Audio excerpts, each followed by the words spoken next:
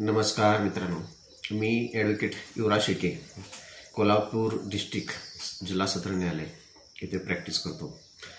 मित्रांनो, आज आपण ज्यावेळी पती पत्नी वाद निर्माण होतो आणि मेहरबान कोर्टामध्ये घटस्फोट घेण्यासाठी जातात, त्यावेळी घटस्फोट घेत असताना वेगवेगळे ग्राउंड्स, त्या ग्राउंड्स खालीच कायद्याच्या तरतुदीनुसार घटस्फोटाची व्यवस्था केलेली आहे किंवा तरतूद केलेली आहे.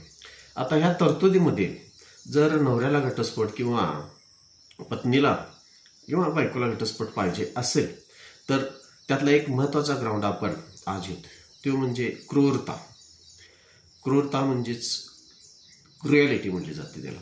मित्रांनो, आपण जर बघितलं, ज्यावेळी पत्नी किंवा पती दोघेही मेहरबान कोर्टामध्ये घटस्फोटासाठी अर्ज दाखल करतात आणि हा ग्राउंड असतोच असतो.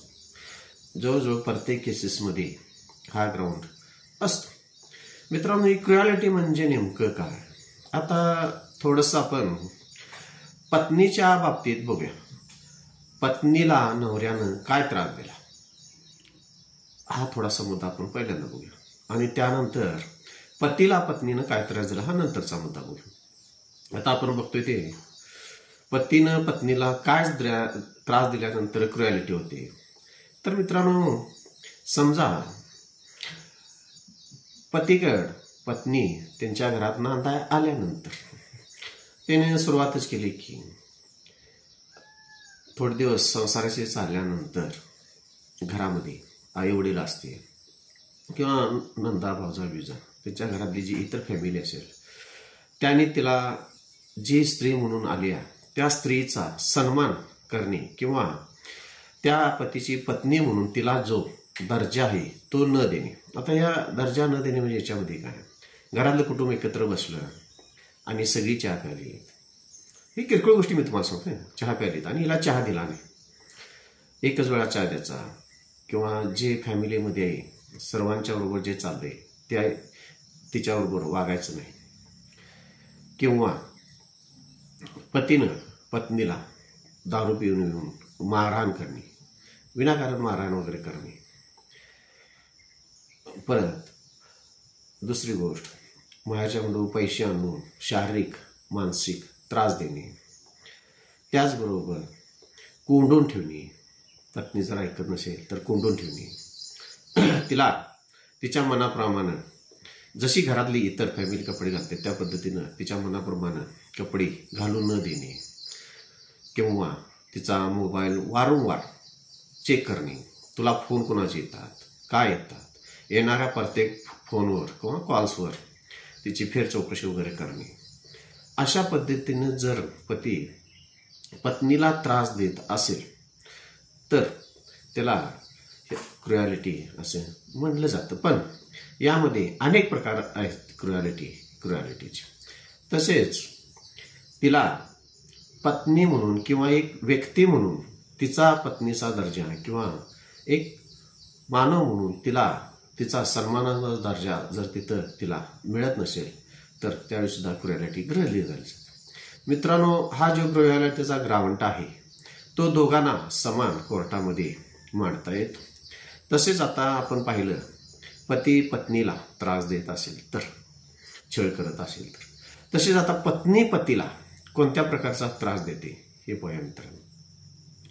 पत्नी पतीला वेळेवर जेवण देत नसेल तर हा सुद्धा ग्राउंड येतो, क्रुएलिटीचा ग्राउंड येतो.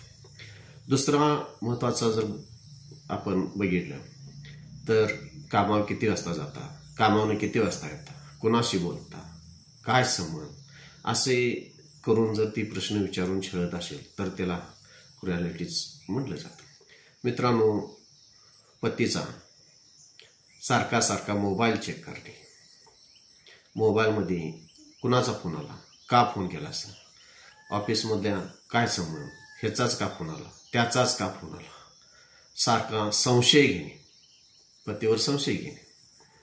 अशा पद्धतीनं जर ती त्रास देत असेल तर ते ग्राउंड क्रुएल होतं.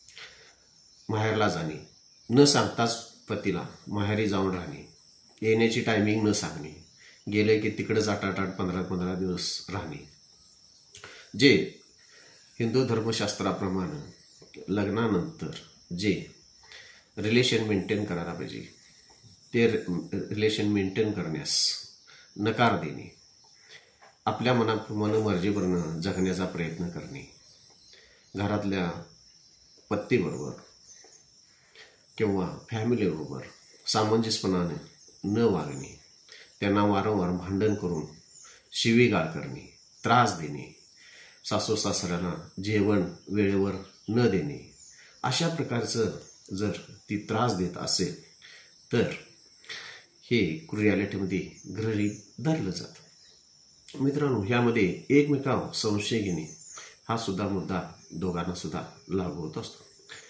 तर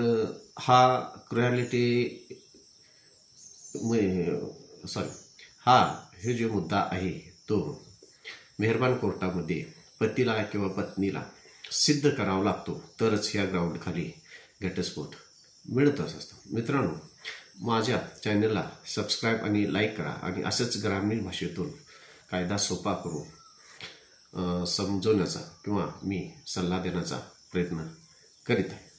नमस्कार.